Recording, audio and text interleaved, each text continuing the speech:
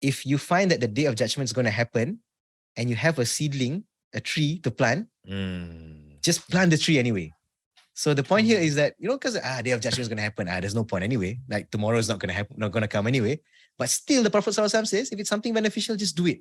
When we first started the Barakah Effect Podcast, we aim to share our experiences and ideas on how to improve our work and life to gain success in this world and the hereafter. We are excited to release this episode to you, 40 easy productivity tips to enhance your life. This episode is a collective tips from the Barakah Effect team that they use in their daily lives. The tips we discuss covers techniques and mindset for getting things done and improving not only your life but also your ibadah. All the tips we share is easy and you can put it into action right away. So turn up the volume, prepare your notes and enjoy the discussion. Barakallahu fiqh. ولو أن أهل القرى آمنوا واتقوا لفتحنا عليهم بركات من السماء والأرض. Bismillahirrahmanirrahim. Alhamdulillah wassalatu wassalamu ala Rasulillah wa ala alihi wa sahbihi wa man tabi'ahum bi ihsanin ila yaumiddin. Assalamualaikum warahmatullahi wabarakatuh. Waalaikumsalam warahmatullahi wabarakatuh.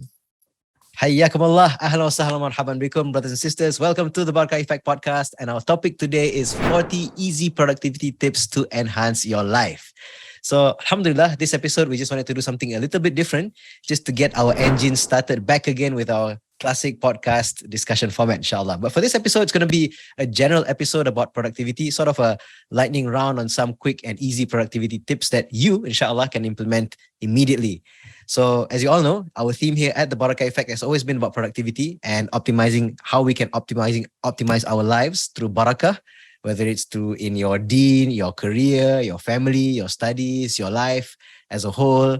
So inshallah, we hope that the productivity tips that we're going to share here are something that you can apply in any of those areas, inshallah. Okay? Inshallah. So, okay, let's just give a rundown on how this is going to work, inshallah. So our intention here is that we're striving for 40, right? So the idea for this is that we're going the traditional approach, what many of our Muslim scholars of the past used to do, so they like to do compilations of 40 hadith, right? So we have the famous one, right? Al-Arba'un An-Nawawiyah, right? The 40 hadith of Imam An-Nawawi. So if you are familiar with the book, even if you open the book 40 hadith of Imam An-Nawawi, he starts his introduction by recognizing other books who are also compiling 40 hadith. So you have 40 hadith on akhlaq, right? 40 hadith on aqidah, 40 hadith on jihad. And even in modern times, we have modern authors like Dr. Ali Al-Barghuthi, who wrote Heart Therapy, which is 40 hadith on purification of the soul. And also this book, This is Love, which is 40 hadith on love. Love for Allah, love for Rasulullah, and love for Allah's creation, and so on. And just a background disclaimer, we know that it's not necessarily going to be like exact 40, yeah? It's not like, nothing more, nothing less, that kind of thing. It's like a rule of thumb. Right? Yeah. So like even, for example, 40 hadith of Imam Nawawi, how many hadith are inside? 42. Exactly. 42, mashallah. Even this book, This is Love, actually has 42 as well. So it's sort of like a ballpark kind of figure. So actually, that's sort of an estimate. We don't know, we have no idea how many we have prepared collectively. We kind of left it to this episode, inshallah. So that's the number we're going to strive for, inshallah. And the idea here is we want to come up with as many unique productivity tips as we can. So if let's say a brother shares a productivity tip, and then if let's say it overlaps with somebody else, then we're going to say, okay, then we're going to cross that from our list and we're going to contribute to that. So you're going to see at the end of the episode how many we have, inshallah. All right? Good to go, bros? Inshallah. Okay, mashallah. All right, so here we go. So we're going to start with Aziz. Share with us your easy productivity tip. Okay, so I have 7 tips that I currently use, the way I found it from my readings, from the book, from YouTubers. So number 1, design our environment for productivity. So I got these tips from the book Atomic Habits. For example, if you want to eat healthy, you should design your environment to eat healthy. Don't buy the chocolate, You buy fruits. Don't keep ice cream stocks at home. Yeah, you just keep a healthy food, right? So same goes to productivity.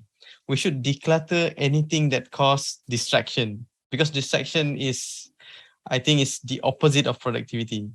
So, for example, our phone, we should put it away from our desk. But if you need your phone, we should be aware of what are the applications or apps that will distract you. For example, for me, it is, of course, Facebook or Instagram, right? So I delete it from my phone. So I use other devices, like if I want to check my Facebook, I would check it in website in my laptop. But even that, I have this application that it will block the news feed so that I won't scroll it until Okay. yeah.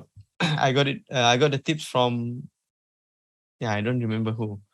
And we have also apps for Android and Apple that will block any distraction during our work, so that we can focus on our work.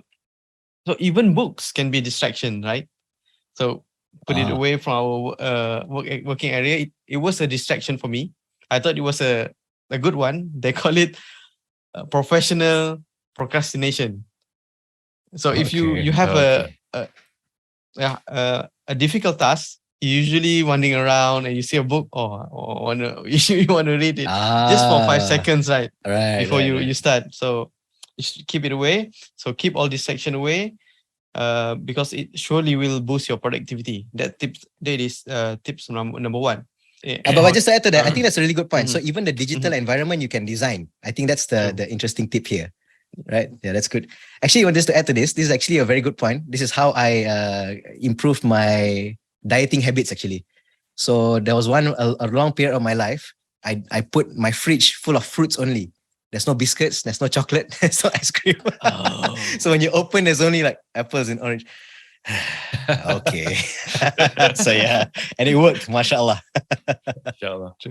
And also Brother Aziz mentioned something about removing distraction. Yeah, so it's a minor point from your bigger points. I also have that. I just want to see some of the things I do to remove distraction, especially in office. I have a good friend in the office, and we chit chat all the time about work, about anything. Yeah, so it's actually a hazard for both of us, and we realize that. Yeah, so what we do when we used to try to avoid one another when we're not busy, so we avoid that. But now the way that the office has been aligned, we are next to one another in the same cubicle. There's a big problem, yeah. So what I'll do is whenever he comes in, when he goes for something, for a quick meeting or whatever, when he comes in, I'll quickly put on my earphone and pretend that I'm in a meeting. So that's how I interaction with him. Okay. Because you know when you start, you can't stop. Indeed, yeah. Okay. That's good. Mashallah. That's good. Okay. You want to choose the next person, Brother Aziz? You. Okay, mashallah. Thanks a lot. Okay. So tips number 2, strengthen your intention. Yeah. In fact, have a formidable intention. Yeah. And when you have a really strong intention, it helps you focus. It helps you keep your eyes on the prize. Yeah. And when you say having a formidable intention, yeah, there's try to align your intention to get the best reward, the highest reward. Yeah. And there's no bigger reward than asking for the pleasure of Allah and asking for His reward, asking for the pleasure of Allah and His reward on the Day of Judgment. And if you do that, then Allah will grant you success in the next life and in this life. Whatever you want from your productivity, inshallah, Allah will also give it to you. So that's my tip number 2: strengthen your intention. I'll pass the ball next to Brother Faisal. Okay, good. Mashallah. Yeah, just to add to that, I think that's really good because I have that also similar to that. So one of the tips for me to be productive is to ask yourself, why am I doing this? So what you want to do is project yourself. Like this deed, whatever I'm doing now, when it's going to be presented to you on the Day of Judgment, will you be proud of it or not? Look, you reframe it that way. That's your internal thought process when you think about it, huh? Correct. Actually, this thought actually is very sobering. It's like, oh, okay, what am I doing, right? so actually, yeah, whatever you're doing on your phone, whatever apps you're doing, right? I mean, sometimes, for example, like as you said, like for example, social media, some of them, no doubt, there can be a productive use for that, right? Yes. Yeah. So you have to ask yourself, okay, fine. Like, is this something that I can justify or not on the day of judgment? Or is it pure time wasting that, I'm going to be ashamed of this? So yeah, I think that's a very this snaps you out of this, that habit thing and be more focused, as Amir said. So, mashallah. Mashallah. Okay, so yeah, Amir passed it to me. So my productivity tip number 3 is share knowledge or teach others. So I find that whenever I share knowledge, there's always this commitment that you want to give that extra boost to do it with super ihsan. That's for me. So every time I have an opportunity to share knowledge, whether it's like preparing for an episode of the Barakah Effect Podcast, or maybe, we can conduct a tazkirah or a halaqah, or maybe even a knowledge sharing at the workplace. Maybe it's like, maybe 3 minutes sharing on safety. Even recently, I had an opportunity to do like a 20-minute sharing on my career journey as a technical manager, or even, just to do simple sharing on write-up on social media. When you have the opportunity, right, you really put like a lot of tender loving care to it, You try to research, you try to verify your facts. Sometimes you rehearse the content, make sure it's really good. You have this extra dash of ownership to deliver the best, Like, for example, if you want to present to an audience, like you want to respect people's time, right? You want to make sure that whatever time that they have dedicated to listen to you, it's going to be something that's worthwhile. So it always pushes me to do extra. It's different when you don't have that commitment to share knowledge. You're like, it's okay lah. That one I can study later lah. There's always an excuse to procrastinate. But when you share the commitment, like it pushes you to do ihsan. So to me, that whole process of preparation to share knowledge, that journey itself is what makes it productive. So that's what I like. So I remember actually reading, like when we went to the course of etiquettes of student of knowledge, like Islamic students of knowledge, one of the earliest chapters, the author emphasizes like, when you seek knowledge, plant a lot of positive intention. So of course, the ultimate intention is to please Allah, right? How do you please Allah? Through many different ways. So one of the intention you want to plant, so for example, among the intentions is like to remove ignorance from yourself, but also put the intention to teach people. When you have the intention to teach people, it changes your mindset now. So now when you learn, it's not just to understand, but now you have to think like 3 steps ahead. How can I learn this and know it well enough so that I can best convey it to other people? It's going to change, right? Inshallah. The way they're going to learn it, right? Yeah. I think it's the best way as well is to think of it as an investment, because whatever you teach others, you have a share in it, Yeah. It doesn't go to waste. And if the person practices it because of what you taught, inshallah, you will get the same reward as them, as it's said in the hadith. Yes. Correct. Yeah, I love that. So that really boosts the motivation up, right? And also, I think the scholars mentioned the best way to strengthen your current knowledge is to teach others. So we kill a lot of birds, not just 2 birds. I think more 6, 7 birds with just 1 stone. Yeah. Bingo. Nice one. And when you think about dunya, right, or in the office, if you teach someone, for example, our junior, so we can delegate the work to him also, right? MashaAllah, indeed. Yeah, true. So the productivity, that's a good one actually. That's like a capital build-up that you see down the line actually. Yeah, really good. Okay, so that's from me. So let's move to Reza, inshallah. Okay. So my number 1 productivity tip is to start the day right. And this is based on the hadith. Rasulullah SAW mentioned, and he made the dua for his ummah. Allah bless my nation in their early mornings. This is recorded in Sunan Ibn Majah. And this is so true. If you even think about it from a practical perspective, even without thinking of it in terms of from the religious perspective, whoever starts the morning, if you find productive people, they start the morning right.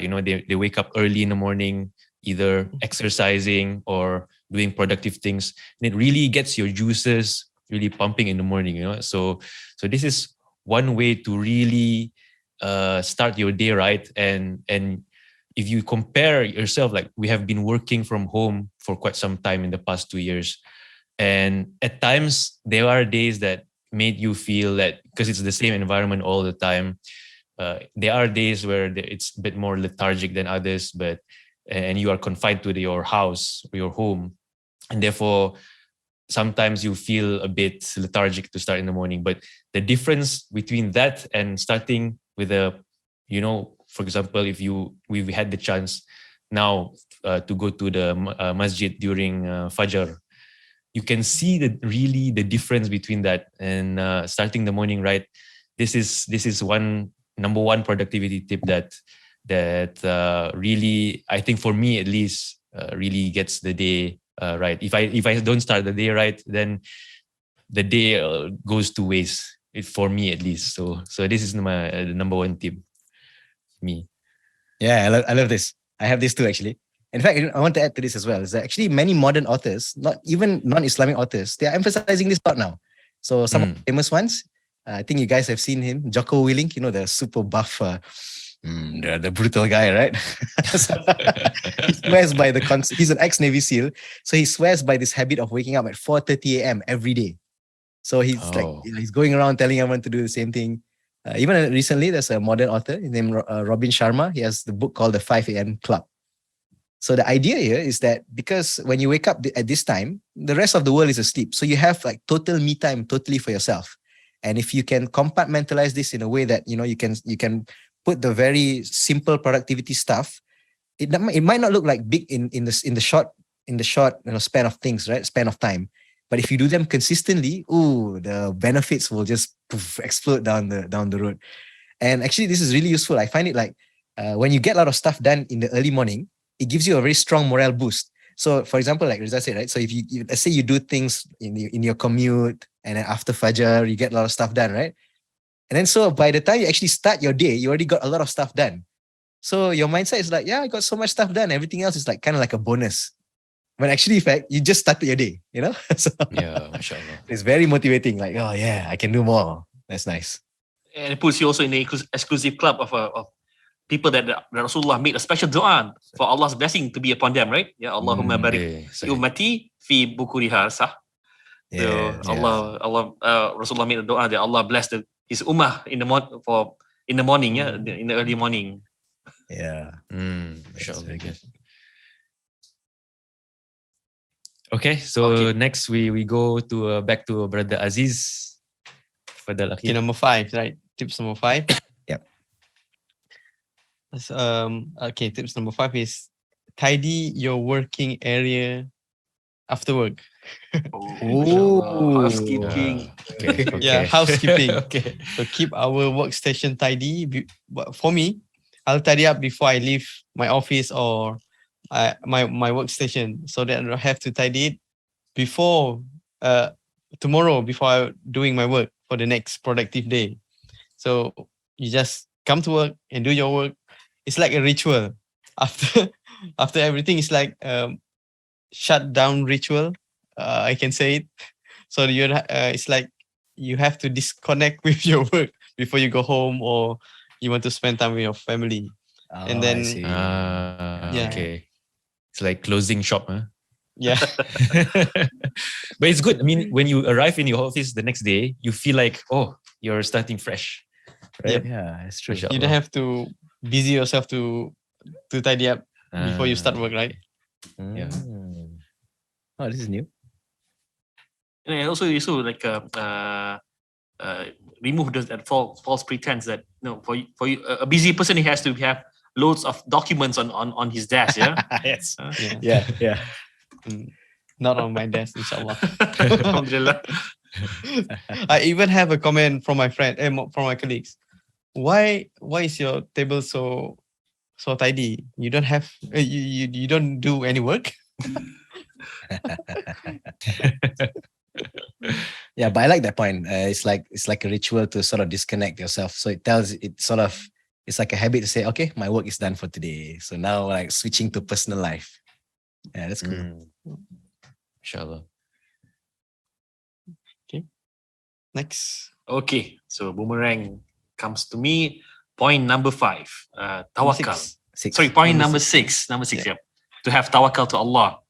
And we say tawakkal, it has to be 2 things. You have to first know what are the means to achieve that goal. You have to know that. And then you must have a strong conviction that any benefit or any prevention of harm only comes from Allah. And if you have done all the possible means to achieve it, it still falls at the mercy of Allah whether to grant it to you or not. Yeah, so be mindful of that. Have that proper tawakkal. Yeah, that's tips number 6 for myself. Okay. Maybe just to add to that, so Yeah. I have something similar. I mean, I just contribute to this part lah. So how I implement the tawakkal aspect is this. I'm trying to do more of this. I think I'm lacking in this, but to make doa as much as possible. So whenever you're struggling with anything, just make it like the first habit. Make doa first, and then Yeah. and that actually gives a lot of personal conviction. Like, oh, because you know the hadith, right? That the Prophet ﷺ says that Allah is shy that when a slave raises his hands and asks him, and then Allah returns that slave empty-handed. So Allah like must give you something.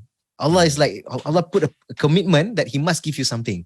And so this puts you like very optimistic. Oh, mashallah, I've already put in the effort. So and then you make dua, and then you know, like you have this optimism to know that Allah will give me, and if Allah doesn't give me, it must be something good for me. So that gives you that tawakkul boost. Yeah. Even in the morning azkar, right, we have the remembrance of Ya Hayyu Ya Qayyum bi rahmatika astaghith aslih li sya'ni kullahu wa la takilni ila nafsi tarfatain. We ask Allah to make our day easy and not how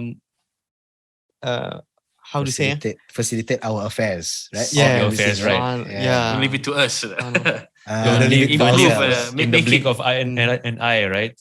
Not even, exactly. Not even in the blink of an eye. Right. Yes. It shows that we are always in need of Allah's guidance and mercy, even in the blink of an eye. Because if in the blink of an eye Allah doesn't disregards you, then you will be lost. Yeah. And also the means. Also, you gotta be something legit. Yeah, like for instance, something that's not forbidden, that's within the law, that is actually lawful. Yeah. For instance, you want to get rich, you don't go to the machine slot to get money. So that's not part of getting the means to achieve something. Yeah. Actually, that's a really good point, right? You reminded something. It's not just about like slot machine, but even day to day, right? Because these days the hot topic is integrity, right? So yeah, true. Yeah. So this idea of tawakkal strengthens the idea that if you want that hope of Allah's blessing to you, of course, the means must be halal. So deceptive practices like, cheating your timesheet, for example, forging signatures. This is not going to get, what kind of tawakkul are you going to get if you're going through haram means? So it's kind of like, it reminds yourself also actually. That's what makes it productive. That's right. Yeah. Okay. Over to you, Faisal. Oh, yes. Okay. All right. So for me, okay, this is going to be a bit of a strange one, but it's to keep yourself busy with responsibilities. So there's a quote that goes, busy people get things done. And the implication here is people who are normally free, or, they don't have much to do, they have all the luxury of time to do, they won't do much actually. So I realized that describes me actually. So I realized that when I'm with my family, when I'm working full time, when there's loaded with responsibilities, lots of constraints, a lot of people depending on me, that's when I'm most personally productive. I get a lot of things done. But recently, there was a chain of events that somehow I had to be alone for like 2 weeks away from my family. And I realized I'm so unproductive, man. So, I have a lot of things to do, but there's no sense of urgency, There's no wife or son, it's very sluggish, So yeah, that's just me. So I realized I procrastinate a lot. So it takes me twice the amount of time to do the same amount of things. So I realized that if you have a lot of things to do, especially when it involves like other people, you have that urgency to get things done faster.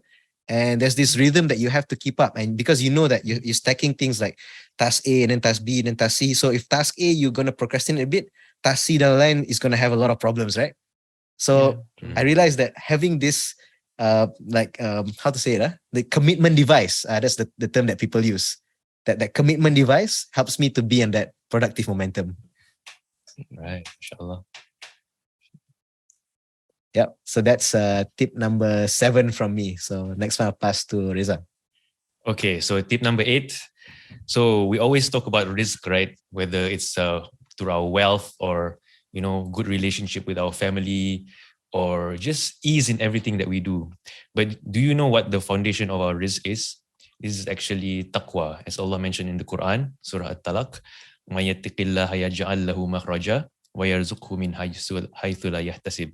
Whoever has taqwa of Allah, is mindful of Allah, He will make a way out for them and provide them from sources they could never imagine. So actually your risk, if you think about it, you want lawful and barakah in your risk. Taqwa is the foundation. So basically, if you want ease in your life, what you need to do is just implement that you have taqwa of Allah in everything that you do, whether it's doing His instructions or leaving out His prohibitions. So this is something that is not perhaps known by a lot of people. People think that, a lot of times that the rizq is a direct cause of what you do physically, or, you strive hard at your work. But actually, the unseen barakah from having taqwa of Allah at all times is that He eases your rizq. So this is productivity tip, another productivity tip you can implement. Through taqwa. Through taqwa. Okay, mashallah. So next, Brother Aziz. Okay, tips number 9. Break the task into small chunks. Okay, Anyone got this? Something similar, yeah. Something similar. I have also something similar. So let's hear it. Let's hear it.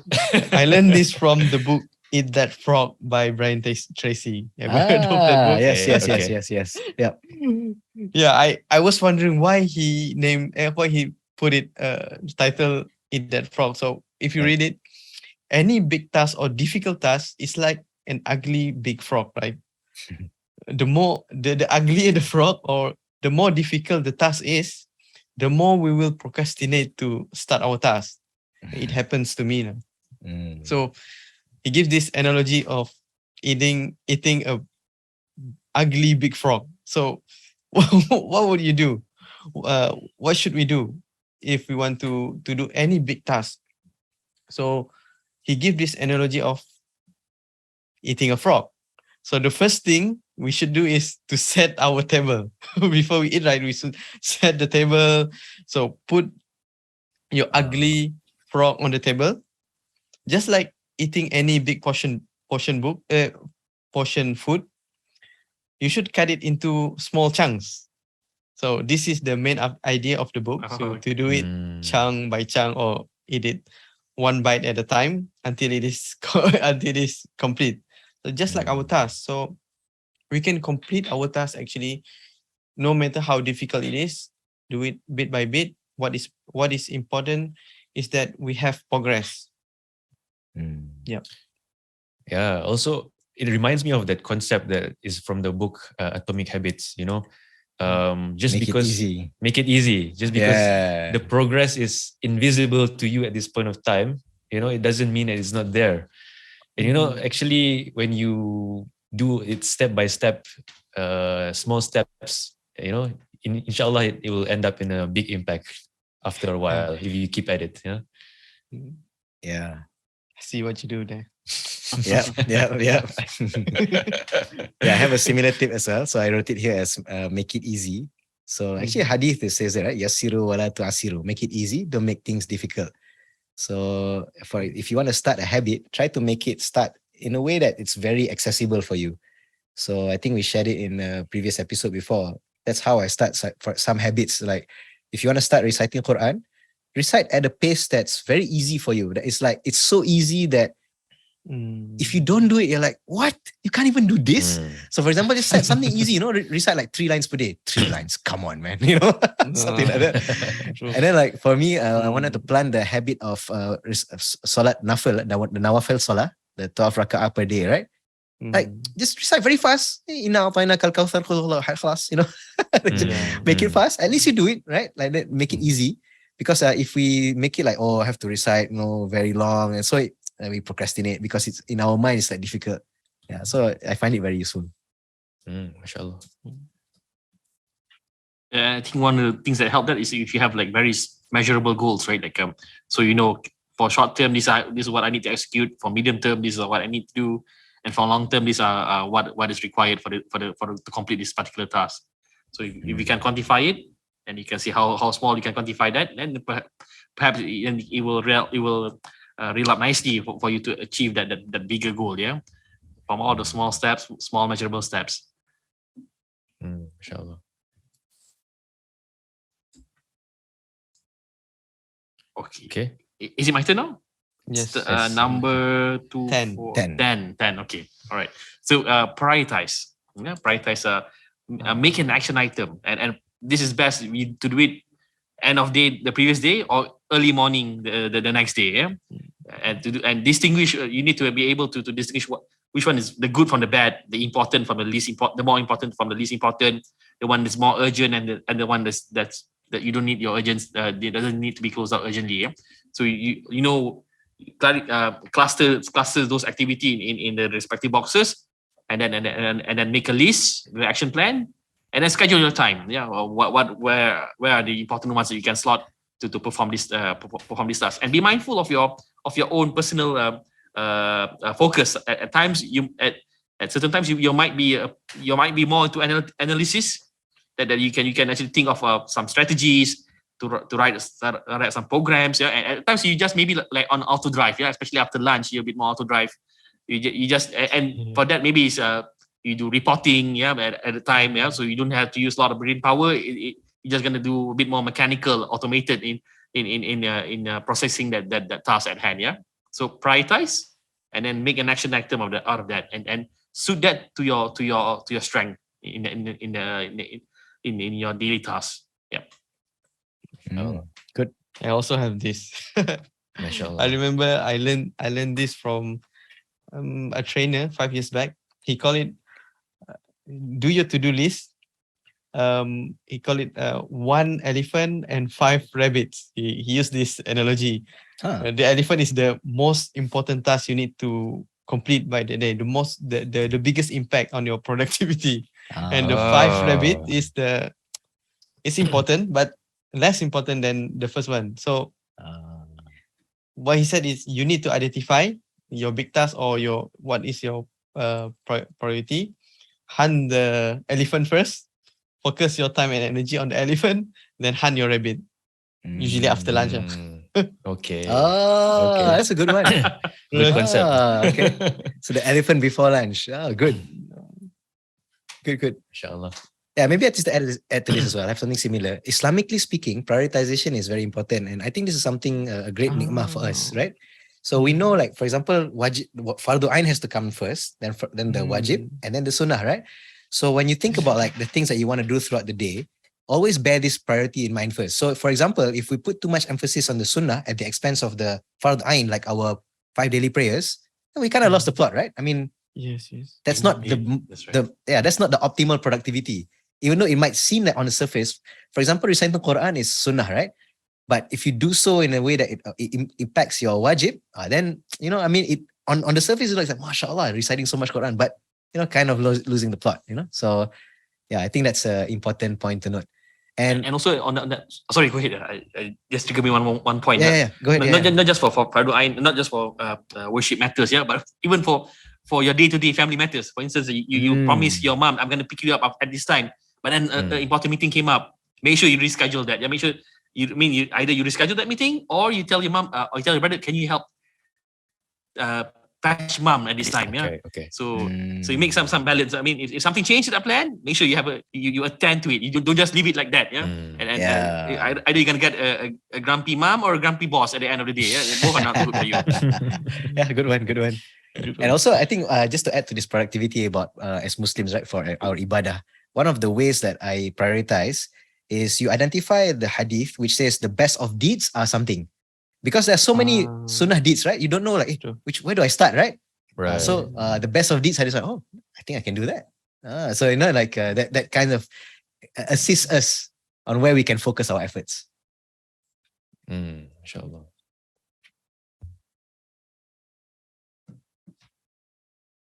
Okay, I'll next to Brother Faisal. Okay. So my next productivity tip number 11, right? Yeah.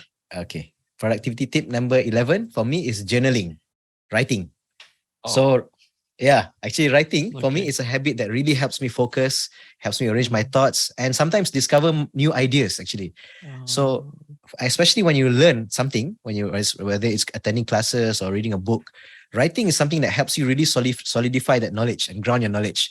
So I remember reading up one of the biographies of, Abu Hatim al-Razi. Have you heard his name? He's one of the book Aqidah al-Raziyain. That means the two al-Razi, and he is one of them, the al-Razi. So he speaks about a habit that they used to do as when they were studying. So in the day, they would intensively attend classes, class, and at night they write down everything they learn. So it's important because just downloading, but without that writing part, it's not very strong yet. So that writing part is where it really commits, because now you're forced to read it, like learn it for second, third, maybe fourth time, right? Yeah. So that's why scholars always recommend write down the knowledge. That's how you can solidify that. That's how you tie the knowledge. Tie the knowledge. Yeah. Tie the knowledge with writing. Tie the knowledge. I think just to add, maybe a sidetrack a bit, like writing your whatever you know, right? Yeah. Like in Hadith Sahih, right? There's one criteria is the rawi, the one who narrates it needs to be dabit, yeah. Someone who's sharp and all this have awareness, yeah. And then sometimes they write it down based on their memorization. They transmit the hadith based on memorization, and some is transmit based on writing. So the scholars put a criteria like of course the best is always memorization and writing, but the second one is actually by writing. So writing has one step above than before higher than memorization itself. Yeah. Mashallah. Yeah. So yeah, that's why even scholars today, they always recommend us to write down our knowledge. So I've been to so many conferences and even lectures that the speaker always says, well, brothers, you need to write. Sisters are so good at this. Whereas brothers, mashallah, they are all memories of Abu Hurairah and Imam al-Shafi'i. And we never seem to learn. We are still think that we are Abu Hurairah, you know? That's also part of the etiquette of seeking knowledge as well. Yeah. That you write down. Yes. And if you don't write down, it's like you're not serious, you know? It's efficiency. Actually, something to note, because I kept this habit up. So every time I attend a live class, I'll try as much as possible to write things down. Actually, the thing is about us, right? When we learn things, we think we understand. But when you start to write it down, you realize how fractured your thinking actually is. So when you actually write it down, you're like, why? And then it forces you to find the dalil again. So where did Ustad quote that again? So actually, it really arranges your thoughts. And then that makes you very mature in that knowledge. So I find that very useful, actually. So yeah, sometimes if you don't write it down, you might not read that thing again, right? So also you, to test how good you write, you need to read it back. See, you usually understand what you written very good. last week. Okay. Yeah. Yeah. So that's why for me personally, I put it a habit. Every live class I attend, even if it's online or face to face, I'll always make it a point to capture the pearls of wisdom, the highlights, the things that I love, and I'll share it back to everyone. So that ties back to the previous tip about sharing knowledge, right? So that kind of like puts that habit. Oh yeah, let's start, and share this habit. So it triggers a lot of great ideas along the way. And just to share as well, by writing, actually, it helps us to inspire ourselves to discover new ideas. Actually, so something I heard from a podcast from the author. Have you heard the name Austin Kleon?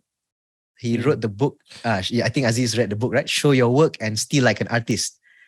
So interesting, he said something about writing. He says, actually, so a lot of people think that we write because we have a lot of good ideas. But actually, it's the opposite. Because we always write, that's why we have good ideas. It's interesting, because you keep up the habit. So a lot of authors, what they do is like this, they just set like a daily habit, write 500 words per day, 1,000 words per day, whatever it is. And the more you write, no matter, and it has to be simple, right? It doesn't have to be like perfect. Just write lots of crap, it's okay, as long as you write. So that's what I do. I don't have a journal per se, but I have this word file that every time I have some thoughts, I'll just jot it down. And if it's I find something inspirational, I'll just write it down, just keep on writing. And if it's good enough, I'll share it on my social media. So at the end of the day, I think probably 30% gets shared. The rest are all just discarded stuff. So that list keeps on going and going. And I think I've been doing this one file since 2017, about 5 years now. And this document is now 665 pages. So you just keep it in one single document. Yeah, it's all there. Mashallah. Every dalil that I just thought is just there. But if it's not mature enough, or if I think that it's not good, so I just won't share. It's just there. But if you do this long enough, it becomes like your archive of thinking. So I did think of something. Then you scroll. Oh yeah, that's the one. So it's actually very beneficial for you actually. It's not for other people. It's for yourself first. So yeah, it's journaling is actually a very beneficial habit, and it's quite motivating to see what your own thoughts were maybe 3-4 years ago. Mashallah. Okay, so that's for me, tip number 11. So next one I pass to Riza, inshallah. All right, so for tip number 12, just want to quote a hadith from Sahih Muslim that Rasulullah sallallahu alaihi wasallam, he mentioned, be prompt in doing good deeds before you are overtaken by turbulence, which would be like a part of the dark night. So the lesson here is hasten towards doing good deeds. And this also transcends to other parts of our lives. For example, in our work, it basically is essentially is a warning against procrastinating. Sometimes we feel like, okay, it's a small thing, we can do it later, right? But small things, sometimes when you put it off, you never end up getting to do it. You know, for example, even if you think that it's better, sometimes when you go to the masjid, right, you do your fard salah, and the sunnah is to pray at home is the better one. But sometimes you get so sidetracked at home that you don't find yourself doing the sunnah at home in the end. So sometimes it's better to just do it in the masjid, although it's not a good priority, for example, compared to the house. But sometimes it's just better. I mean, in the sense that you just get it out of the way, out of sight, out of mind, then you just focus on other stuff without that thing lingering on you. So that's just an example, but it also applies to basically everything in our lives, right, brothers? In our work, in our family, what you promise to your parents, your kids, everything under the sun, just hasten to the one that is good, and inshallah this will prevent us from being lacking in our responsibilities. So this is a productivity tip. What was the number again? Number 12? 12, yeah. 12, okay. I just add to this as well. It's a hadith that reflects this. One is ihris ala ma yanfa'uka, like be enthusiastic towards what benefits you.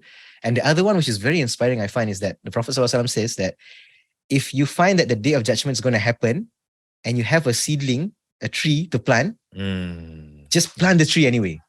So the point here is that, because day of judgment is going to happen, there's no point anyway. Like tomorrow is not going to happen, not going to come anyway. But still, the Prophet ﷺ says, if it's something beneficial, just do it. So I find this very inspiring. Like don't procrastinate. And what Riza shared is exactly what applied to me. So like for example, after Maghrib, after Isha, you feel like, it's better to pray at home, right? But once you get home, right?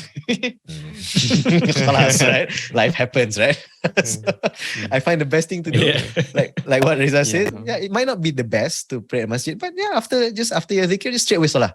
Oh, then you're done. Alhamdulillah. So it's very beneficial. I remember this quote from one of Dr. Ali's book. I can't remember whether this is Love or Heart Therapy. It's quote from one of the Salaf. So they told him to become imam. Say, Akhi, why don't you become imam? There's lots of benefits in imam and so on. And then he says, okay, next salah. I mean, next fard, inshallah, I'll be imam. And then the other guy rebuked him. Subhanallah, you actually think you're going to live long enough until the next salah? You know what I mean? So, wow, that tells you that the mindset of the Salafus Salih used to have. Like, don't think like you're going to live until even the next prayer. Don't even think that you're going to survive until Asr or Maghrib. You might die before that. You have this chance now, go ahead. So, wow, interesting. Inshallah.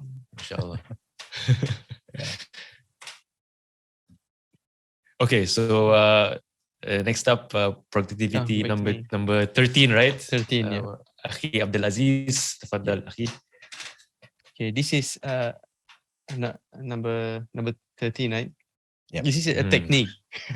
Okay. One of the famous one, I think, Pomodoro technique. Ever heard of that? Yes. Yeah, Pomodoro actually means tomato, right? Oh, is it? Oh, okay. Yeah, it actually means. No wonder I've heard this word somewhere. From cooking show, perhaps. Okay. I think it's Italian. So this technique actually helps you to stay focused on only one task at a time. So you can reply any email later, or you can call your colleagues after you finish your task in hand. So how does this technique work? So you need a timer you set your timer to 25 minutes to focus only on one task. Any task, one task, no multitasking. You don't. It's better to use any headphones or whatever, so that you only focus on that particular task 25 minutes, and take a break for 5 minutes after that. So after 4 rounds, maybe you would take a longer break, maybe 15 to 20 minutes. I usually take 20 minutes to drink or to take a meal. Sometimes you can finish your task for the second round because you focus 100% on that particular task for 25 minutes. So this is a good technique, especially for me. I always think that I can multitask, or sometimes I never get things done because I'm out of focus. So this is good technique for people who are always think they can multitask and never get things done. So even now, we have tons of productivity apps that include Pomodoro technique in it. I think it's like a Try this sandwich, right? tomorrow, inshallah. I think it's like a sandwich, right? It's like 25 minutes, then like 10 minutes break, then 25 minutes, something like that. Yeah, usually they do it 25 minutes work, 5 minutes break. And after 4 rounds, they will have this 15 to 20 minutes break. It's like a technique to focus on a particular task, is it? Brothers? Yeah. I You see. put a timer on it. This is very good if you are so distracted with other things. Yeah, the idea is because 25 minutes is not very long actually. 25 minutes is like, it's enough to get things done, but it's not like too long that it makes you feel like stressed. Because maybe 40 minutes can be a bit lengthy, 1 hour can be a bit lengthy. 25 minutes, you know. Come on, right? 25 minutes only. Yeah. So it's like a mind hack thing. So you do 25 minutes, then you rest, then do 25 minutes again. Yeah, I think that's very useful. Okay. Amir? All right. So I have something similar. I don't know whether to include in your previous one. So tip number 14 is time is precious. Don't waste it. Yeah. So meaning if you have a task at hand, make it meaningful. Yeah. Try your best to achieve that whatever targets you have set up for that particular task. So I give an example. Yeah. Sometimes you're being called to a meeting. If you're not clear what this meeting is all about, what objective of that meeting, what are you supposed to contribute in that meeting, chances are you won't be contributing to this meeting. And you probably it's better that you excuse yourself from it, yeah? Because everything that you do, there's a receiving end to that work. You want to make sure that whatever quality you put in that work, the receiving end will be satisfied with that. And it's going to be useful for him to continue that process, yeah? So he has tried your best to do something which is meaningful. This is to avoid wastage and stress in that will come from it, yeah? And this is not just also about doing work, but it's also I used it like even to wind down in the office. If I need to just network for a while, just to speak about someone's conference or discussion, I say okay, I'll try to do 10 minutes water cooler talk maximum. So yeah, anything more than if it's then I'll make some excuse. Oh, I got a meeting to run. But actually, if I cross a 10-minute boundary, probably it's just gonna be a chit chat. Yeah, so something like that. So don't waste your time. Yeah. Do what you plan out for, but make sure everything you do is meaningful. Yeah, that's all I have. Very good. Okay, so I'll go with tip number 15, inshallah. This one's going to be a bit unique, maybe probably a bit surprising. My productivity tip is humility, being humble. So the Prophet ﷺ says, whoever humbles himself for the sake of Allah, Allah will elevate him. Now, a lot of people are wondering, like, what does humility have to do with productivity? So I think we shared this in one of the episodes previously in one of my favorite books titled Good to Great. Right? So this is actually the characteristics of what they call a level 5 leadership, which is a very surprising trait. Number one characteristic of level 5 leaders they are humble. And people are like, what does humility have to do with it? So the idea is when you have this mindset of being humble, you're on this constant feeling that you're not really that great. You know, you kind of, have you heard of this term, imposter syndrome? You kind of like feel you're not really belonging to this. You're like, I'm just this pretentious guy. It's a matter of time that people expose me. So I better make sure I do my best because, you know, I'm not that great anyway. So, you know, you're always on this productive momentum, knowing that you always have these gaps to improve on. And what's the opposite of humility? What's the opposite of humble? arrogance. Arrogance. Right? So if you're feeling like, oh, I'm on top of the world, I'm the best at what I do, right? Then you're gonna be complacent. You don't. Everybody else is beneath you anyway. You don't care, right? I mean, you're already top of your game. There's nothing to improve. The next thing you know, poof, your competitor is gonna beat you. Like your rabbit, like your rabbit and the tortoise. Exactly, yeah, and the tortoise. So I really love this advice from Al-Hasan. I have to apologize. I can't remember whether it's Hassan bin Ali or was it Hassan al-Basri. So I have to look it up, inshallah. So I really love this advice. He says that this advice is every time you leave your house, plant the mindset that every single Muslim you meet is better than you. Oh, subhanallah. Wow, this is profound. So the idea behind this is that everyone is better than you in something. It's just that you don't know what that thing is. Maybe if somebody you think you're better than that person, actually there are aspects about that person that you don't know, that confirm is better than you. Maybe he prays at night, better than you. Maybe he obeys his parents, better than you. Maybe his da'wah is far better than you, but you don't see it. Maybe he's not your friend in Facebook, something like that, So I find this mindset very productive. Now you will look at other people and say, hey, I wonder what this guy is good at. Like you try to find the good in people. So that makes me more productive. So I always compare myself to different benchmarks. So how I implement this humility as part of productivity is I have comparisons about different friends. So for example, I know this friend is better than me when it comes to praying early at the masjid. This friend is better at me in, say, seeking knowledge. This friend is better at me in maybe the conduct. So I always have these benchmarks. Okay, I want to try be like the guy. I want to try be like the guy. Try be like the guy. And so that's one. Another way to be humble is also the Quran. The Quran is an excellent source of humility. So Allah always reminds us, puts ourselves into place, especially Surah Al-Insan. If you read that, you realize that, oh man, we are there's nothing to be proud of. We are just, lowly creations, that Allah is the one who honored us through Islam. So yeah, I find that humility is actually a very powerful productivity tip that we can implement, inshallah.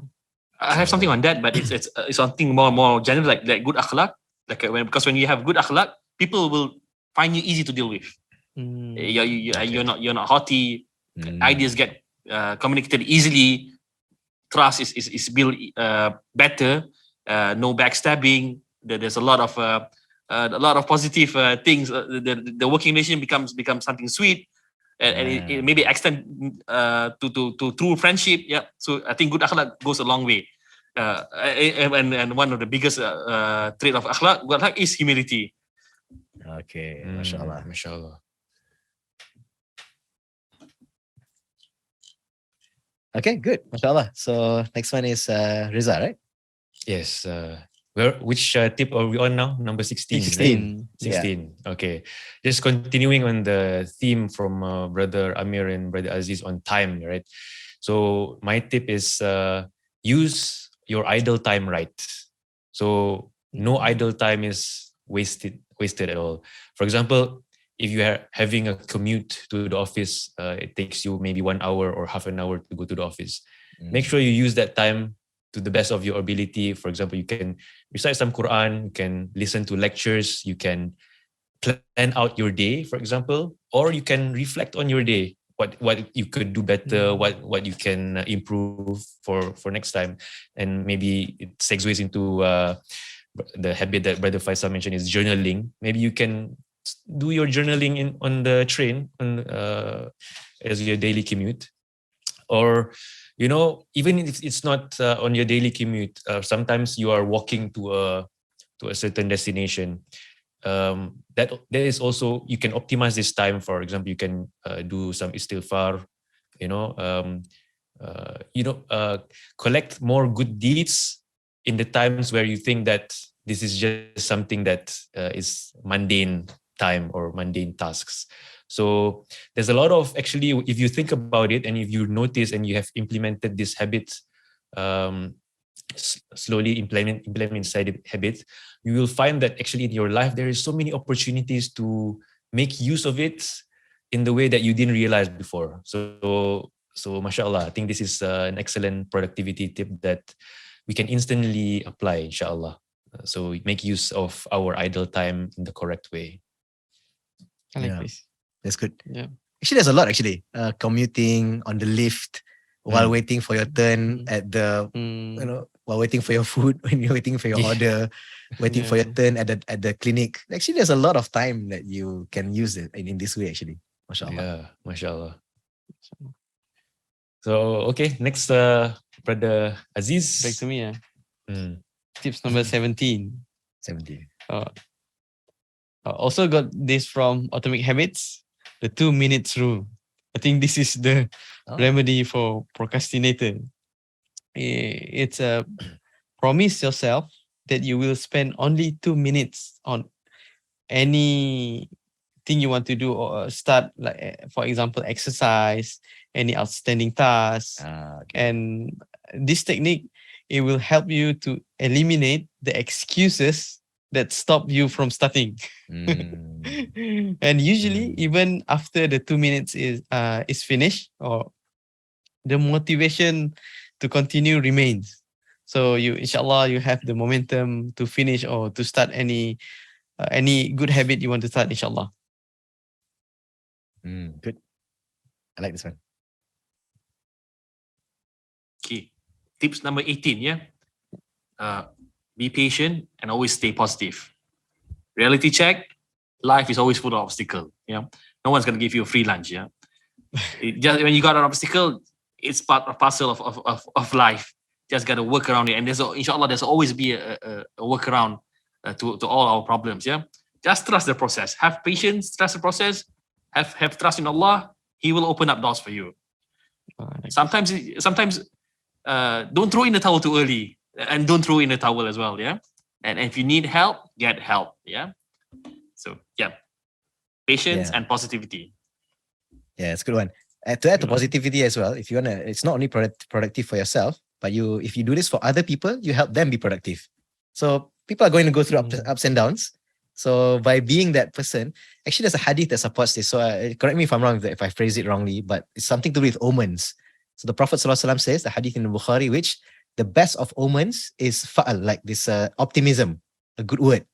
So saying things like, "Yeah, don't worry, akhi, inshallah, we'll try our best, put our trust in Allah." So how I implement this is that, like, when people are struggling something, I always try to make them see the silver lining of things. Or even at the workplace when we're facing some crisis or something. So I said, "Yeah, I see an opportunity here. This is not the best, but there's an opportunity here. We can do this." So it helps people like, okay, let's think about moving forward now. So that's in that way it makes the group productive. Okay, very good. So next one is tip number 19. Wow, this is difficult to choose. Okay. Okay, I want to supplement what Reza said about using your idle time right.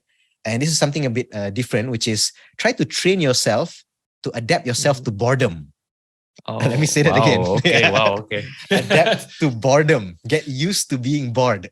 Be comfortable with bored. Okay. Yes, being comfortable with bored. Now, why do I say this? Because what's the tendency when we have idle time? What do we normally do? Scroll your phone. Yes, open social media. Scroll, right? So this is the problem. Like when we have these pockets of time which Allah gives us to make something really productive and meaningful, we will usually find ways to kill it because we're so hooked to these quick gratification things. So we talk a lot about dopamine, right? This is the dopamine fix that our brain has been so attached to it. So when we have these pockets of time, we'll always turn to them quickly. So you have to train yourself, just fight that urge. Like when you feel bored, don't open these things. Like just get used to it. Oh, this is boring. All right. Get used to it. Get used to it. And then fill it up with things like that. So because the downside to this is because we are so hooked to these quick gratification things, like social media, or even maybe reading the news or opening up YouTube, these kind of things, right? So because we are so hooked to these kinds of things, it's not our first instinct to do things which people think is kind of, boring per se. Like maybe dhikr might seem boring in that sense, if you're not used to training yourself. So yeah, get used to this. A bit of an unusual tip, but that's actually to supplement that one. Because then you will want to make use of that idle time, inshallah. MashaAllah. This is something that I think will try to implement. It's difficult when you have the idle time and then you have your phone here with you. Yes. Automatically. Right. Yeah, subhanallah. But yeah, this is a very good tip, inshallah. Yeah. One thing I've been trying to do, I think I should do it more often, is that when I find that there's idle time, I put my phone on airplane mode. So Oh, Wow. no, do not Yeah. disturb. right, exactly. So there's no incoming feeds. So you gotta do things which are more deliberate. Because the Quran app you can use offline, right? Just saying. Yeah. Inshallah. Okay, so Riza, isn't it? No. Tip number Yes. 20. Yep. Okay, tip number 20. Okay, take on responsibilities or do deeds consistently but moderately.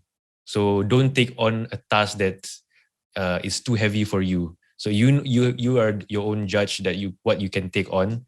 Don't be overly optimistic. Rasulullah sallallahu alaihi wasallam, he mentioned this in a hadith in Al-Bukhari. He mentioned, do good deeds properly, sincerely, and moderately, and know that your deeds will not make you enter paradise, and that the most beloved deed to Allah is the most regular and constant, even if it were little. So the tip here is that perhaps you want to do everything that is there in the Sunnah, right? For example, the morning prayer, the duha prayer, you want to do 8 rakah, but actually, if you think about it, if it's perhaps not sustainable for you, maybe you can just start small, as long as you do tick the boxes.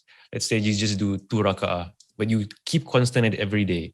This is actually something that is really beloved by Allah because you are consistent in your deeds. And to take on what you can bear or doesn't burden you, actually this is good for you in the long run, because actually there's this concept called that you manage not just your time, but also your energy. Because if you take on too much, you might burn out in no time. After maybe 1 month is okay, 2 months is still okay. The 3rd month, you're basically out of ideas and you burn out.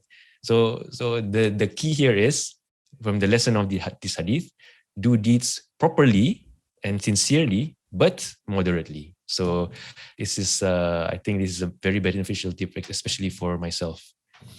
MashaAllah. Very good. Very good. Okay. Next, Brother Aziz. Okay, maybe just to share. So this will be our last round, isn't it? So because we want to limit our time. So inshallah, this will be the last one. Okay. All right. Okay. Tip number 21, right? Yep. I think this is unusual. Take a rest. Have some rest. Right? We are human. I think it's not humanly possible to work day and night, right? Because Allah has created night to rest and day, I think, to work or do our thing. So as mentioned in Surah An-Naba, verse 8 until 11, وَخَلَقْنَاكُمْ أَزْوَاجًا وَجَعَلْنَا نَوْمَكُمْ سُبَاتًا وَجَعَلْنَا اللَّيْلَ لِبَاسًا وَجَعَلْنَا النَّهَارَ مَعَاشًا. We have created you in pairs and made your sleep a means for rest, and made the night as clothing, and made the day for livelihood. So take some rest. We human, we have limitation. Spend time with your family and friends. Thank your spouse for helping you.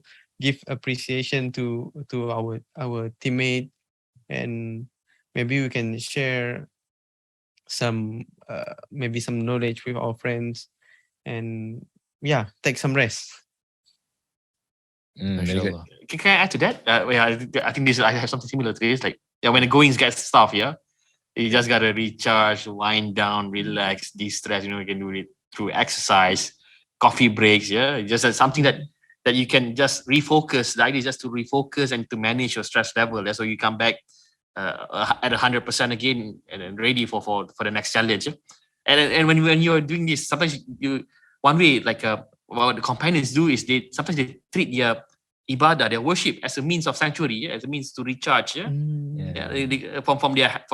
From whatever that's bothering them, from whatever they're worrying at, from their hectic, challenging schedule. Like take time to via prayer, or doing your morning zikir, afternoon zikir, doing a bit of a quick recitation, just brush up a bit on quick memorization, and also lectures sometimes at night. Because sometimes if you don't fill up time with something, you tend to worry about what's happening at work again, yeah. And just sometimes and when you start opening that laptop at night, then that's it, man. Maybe you're gonna sleep at 2 o'clock. So when you go do something different, when you have lectures, or especially lectures or something, or call your parents, your talk to your wife, your kids, yeah, it helps you. It helps you maybe focus on the more important things, yeah. And you come back the next day more energetic, feeling energized, feeling energetic, and ready for the next challenge, yeah. Yeah, I like that. Ready for the next challenge. Right? It was fun. Yeah. Actually, I have a similar tip. Maybe I just to complement what Aziz is sharing. Actually, getting good sleep is actually a very important productivity tip. Usain Bolt, the Olympic sprinter, he has a quote actually that says that his rest is just as important as his training. Interesting, huh? Yeah. Wow, interesting. So, The fastest man, huh? Yeah, the fastest man, exactly. So just to for me, I used to think that sleep is a waste of time. In my 20s, I'm like, who needs rest? So whenever I want to get things It done, seems like it shows that you are weak, right? yeah, exactly. I used to think like that. Come on, rest is for the weak, that kind of thing, right? Yeah. But then in my 30s, then it's catching up on me. I'm like, okay, now I realize my mistake, So yeah, so rest is what energizes us. And actually, from a biological perspective, rest is because in a day you accumulate a lot of stress hormones, that cortisol, right, in your mind. So sleep actually flushes that all out. So when you wake up, you're actually more productive. And studies have shown that when you're studying something, that rest is important, that's adequate sleep is important to ground that knowledge that you learn throughout the day. That's something. It's like it's organize the information in our brain, right? When we correct. Yes. If only I did this back in my undergraduate days. We used to drink like Red Bull and everything. I stay up all night. Totally unproductive, man. Like you just learn it Totally for that. wrong. Totally wrong. You just learn it for that exam. That's it. You forget after that. True. If you need to take all those kind of food, supplementary, just be careful. Make sure it's a legit one. I tried something. I used to work on the Rizq side that dangerously go beyond 24 hours, beyond 18 hours. That I once drank a Red Bull with Coke and coffee in the same glass. Wow. So my eyes can't take it, but my that's heart too is much. like pounding like a train. I'm like, to the moment. So after I finished that job, I could not sleep for another day. Despite being tired, huh? Despite being tired, yeah. Oh no. That sounds really mental, man. Subhanallah. It's actually torture. So actually, this is a habit that I want to get back into. I used to do it one time when I did. It brought so much health and productivity benefits in my life, which is to sleep early, actually. And this is actually a sunnah of the Prophet ﷺ, right? It's narrated in Al-Bukhari and Muslim that he disliked talking after Isha. So if you think about it, right, like for example, Qiyamul Layl is like the quintessential habit of Muslims, right? They do so consistently, but how do they do it with the adequate amount of sleep? The key is sleep early. Right. So if you want to get amount of sleep and also maximize your ibadah and the last of the night, is to sleeping early. So that's why Imam Nawawi, he said that, it's the reason it's makruh to speak is because, it leads to people staying up late. Like what Amir is saying, when you start opening up the laptop, you probably sleep at 2 o'clock. If you sleep at 2 o'clock, what time do you think you'll wake up, right? So this is what will most likely prevent you from Qiyamul Layl. This is what Imam Nawawi said. Yeah. So that's why the best thing to do is sleep early. This is something that it's not easy to do, actually. You have to fight a lot of temptation. Yeah? Like, don't start anything after Isha. Oh, that's I have to get back to that habit, actually. MashaAllah. Me too. Come in. Okay, my last one. Did we see anything about self-reflection? Oh. No, not yet. Yeah. Okay. So number 22. Tips number 22. Self-reflection. And for you to do self-reflection, you got to write down what works and what doesn't work, and don't make excuses. If it doesn't work for you, say it's my weakness. Don't try to make excuses for your shortcoming. Yeah, learn from that mistake. Yeah, and then if beneficial, share it with others. Yeah, so maybe others can also benefit from your own from this learning. Yeah, it's nothing to be ashamed of if something doesn't work for you, and you share it with others. It's a part, inshallah, part of growing as in a community. Yeah. That's I have for my last tip for today. Yeah, it's very good. I want to compliment it as well. I have similar. I call it self-awareness, which is getting to know yourself better. So we need to understand like what makes us productive and also what makes us not productive. So there are certain people that I'm around that when I'm with them, I become more productive and more inspired to do more things. Some people, not so much, right? So, I mean, with all due respect, who these people are. So you can just make a conscious decision, spend more time with this person and less time with that person. And also there are certain things, certain events in your life which can make you less productive. So for me, for example, it's opening YouTube. The second I open YouTube, it opens the floodgates for unproductivity. And I just know recently, it's just being alone, like not being away from family. It's like, man, I'm so sluggish. Like, what's going on? This is not me. So yeah, I mean, it's not something I'm proud of, but at least we understand ourselves. And like Ami said, it's just recognize yourself and do things to make up for those shortcomings and ask for the help from Allah. Inshallah. Okay, over to you, Faisal. Okay. Wow, it's so difficult to choose the last one. Okay, I'll go with exercise. So, yeah, for me, exercise has always been my favorite productivity habit. So, number one, exercise has been scientifically proven to improve brain health and cognitive function. So, it's proven that when you actually get your heart rate running up, your brain actually functions better. So they found out that schools that have this habit, actually they score better than other schools who don't have any exercise routine, interestingly. So it also boosts your morale.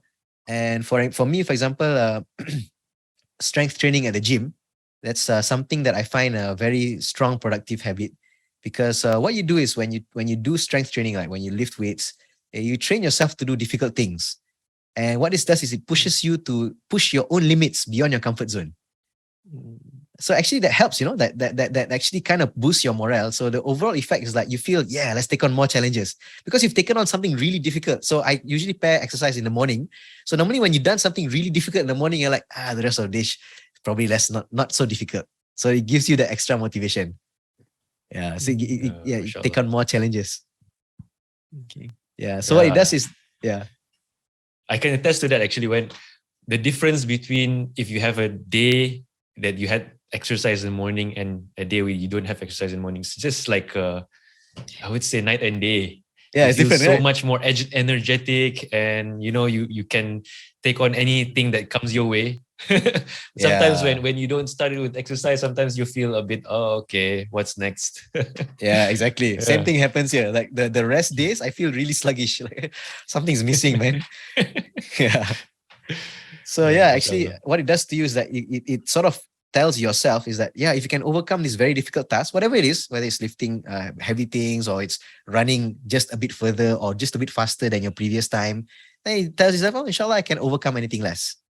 And something about exercise is that it's something known as a keystone habit. So this is a term that I learned from the book Power of Habit by Charles Duhigg. So a keystone habit is a habit that triggers other habits.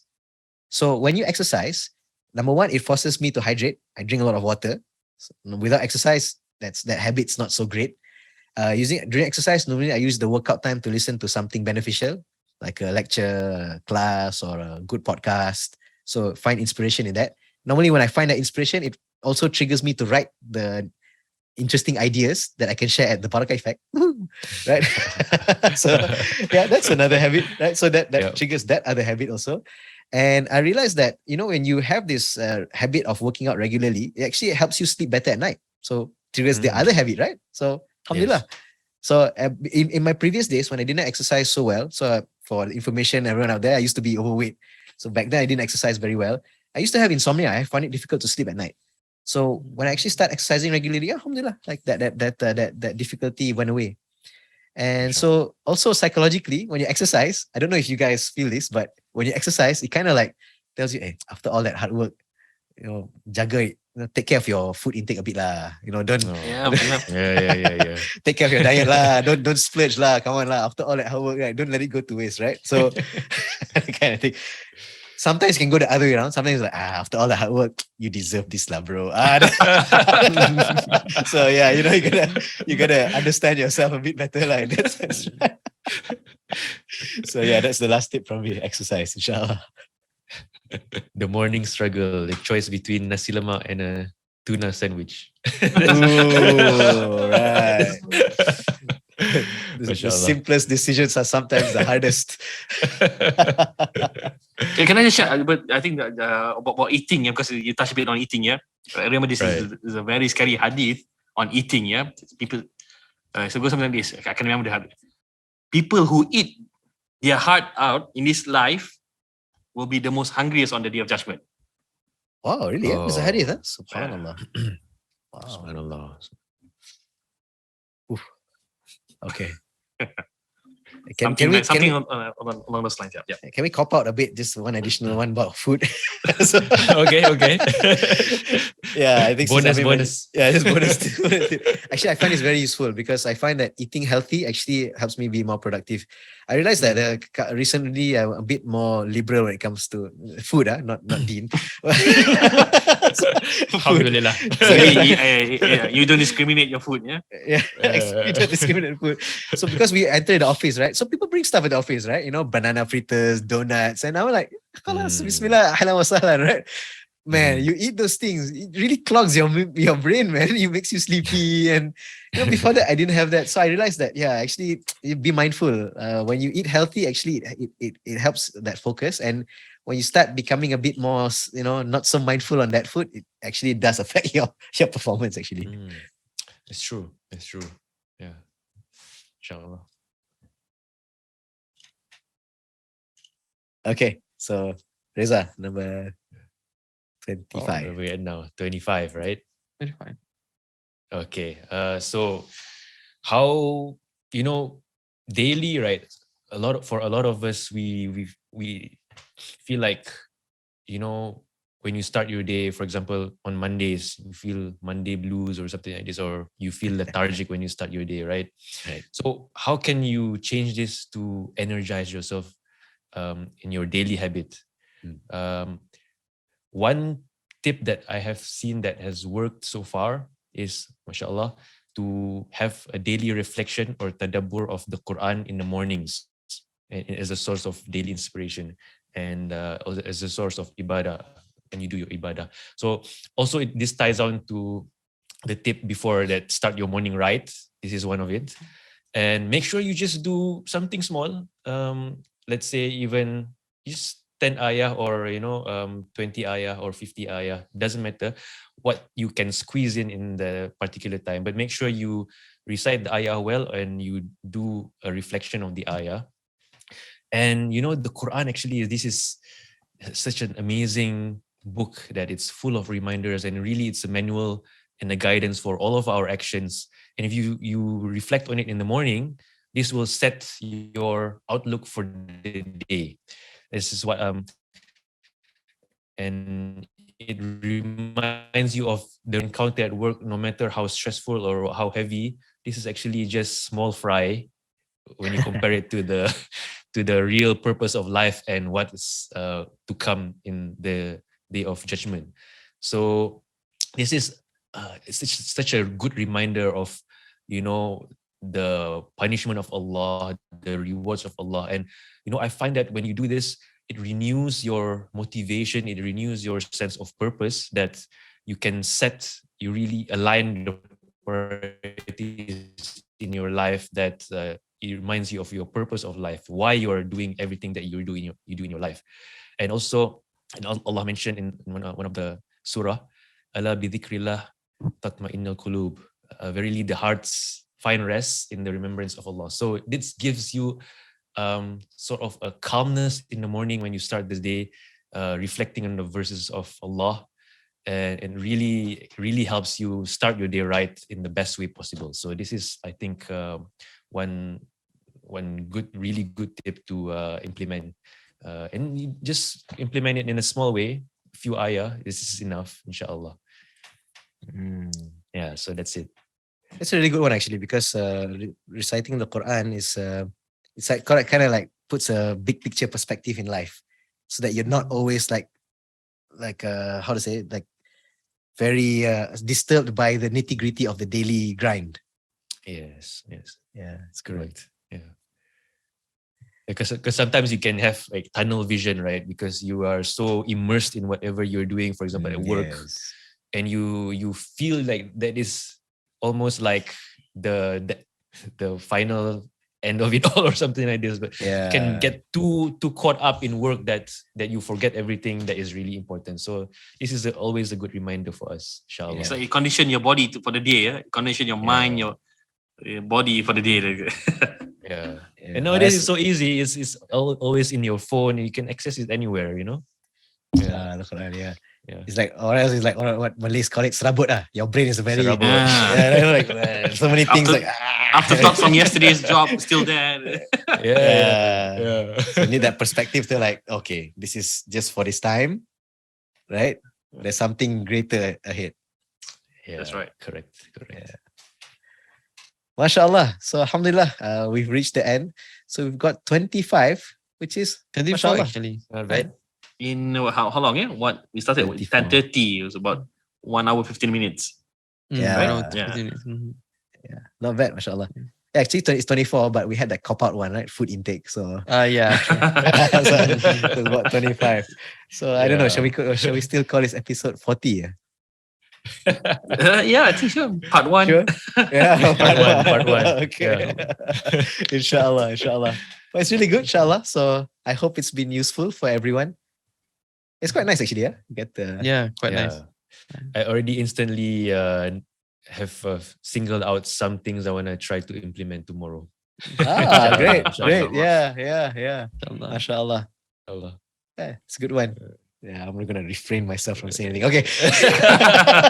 We'll keep it for the next one, inshallah. So thank you very much, brothers and sisters, for your time. Inshallah, alhamdulillah, we hope that all of you found this beneficial, and we hope that all of you can find something that you can implement in your life, whether it's in your career, in your family, in your religious activities, in your ibadah, in your studies. And may Allah Azza wa Jal make us amongst those who make the best out of our time and a limited time in this dunya, and so that we can achieve success in dunya and akhirah. Ameen. So and on that note, subhanakallahumma wa bihamdik wa nashhadu an la ilaha illa anta wa nastaghfiruka wa natubu ilaik. Assalamualaikum warahmatullahi wabarakatuh. Waalaikumsalam warahmatullahi wabarakatuh.